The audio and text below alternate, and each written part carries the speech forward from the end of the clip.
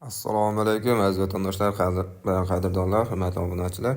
Akalar, biz yana bir obyektimizda tungi qo'nishdan qilib o'z nihoyasiga yetkazdik. Bu obyektimiz Namangan viloyati Popda bo'ldi. Bu ko'cha taraflarini egalari avvalroq yozgan ekan, biz esa ichkari taraflaridan tungi qo'nishlarni qilib berdik. Videoni kuzatishda davom eting. Men esa sizlarga ichkari tarafda qilgan ishimizni ko'rsatib o'tib ketamiz. Marhamat. Akalar, bu joydagi kaziroklarimiz avvalgi holati gipsga torn bo'lgan ekan, keyinchalik uyiga tungi fon qilmoqchi bo'libdi. Biz esa tungi qo'nishlarni qilib berdik.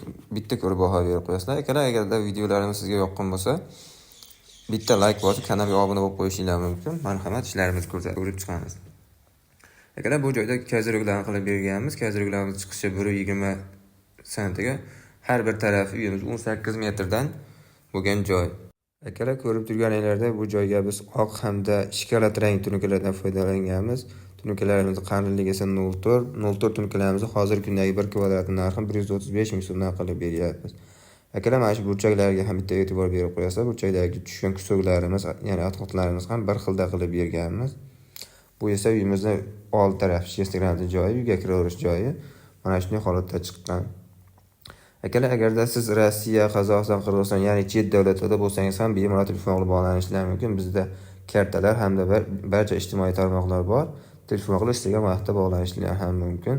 Akalar, bu uyimizning ikkinchi burchagi, ko'rib turganinglardek narigi burchagi bilan bir xilda qilib berganmiz. Ikkala burchagi ham bir xilda bo'lgan.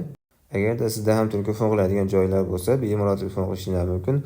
Hozirgi 0.4 tunukalarimizni 135 ming so'mdan qilib beryapmiz. Bu esa burchagi, narigi burchagi bilan bu burchakdagi atqotlarimiz ham bir xilda qilib berilgan. Mana shunday holatda ishimizni yakuniga yetkazdik. Videomiz yoqqan bo'lsa, like bosib, kanalga obuna bo'lib qolishingiz mumkin.